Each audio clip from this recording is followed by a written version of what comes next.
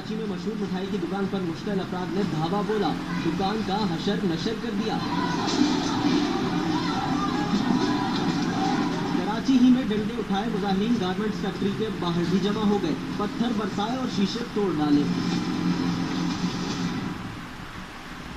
वज़ीर इत्तलात फवाद चौधरी का कहना है कि कोई खुशगुमानी में ना रहे कि रियासत कमज़ोर है, पता भी नहीं चलेगा कि आपके साथ हो क्या रहा है। नहीं चाहते कि नुकसान हो। जो भी पुरतशद्दुद मुजाहिरों में शरीक हुआ उसे हिसाब देना होगा। अपोजिशन और तमाम रियासती इदारे हुकूमती मौक़िफ़ के साथ हैं। नुकसान हम नहीं करना चाहते, वायलेंस का कोई मामला हो हम बचना चाहते हैं उससे। कोई इस खुशगुमानी में ना रहे कि रियासत कमजोर, आप रियासत के मुकाबला नहीं कर सकेंगे, आपको पता नहीं चलेगा आपके साथ क्या होगा। जो लोग भी जो है इस वायलेंस में शिरकत करेंगे उनको फिर उसका हिसाब देना होगा। पाकिस्तान को कोई बनाना रिपब्लिक नहीं बनने देंगे। अगर वो थोड़े से भी अक्लमंद है तो वो इशारात समझ जाए।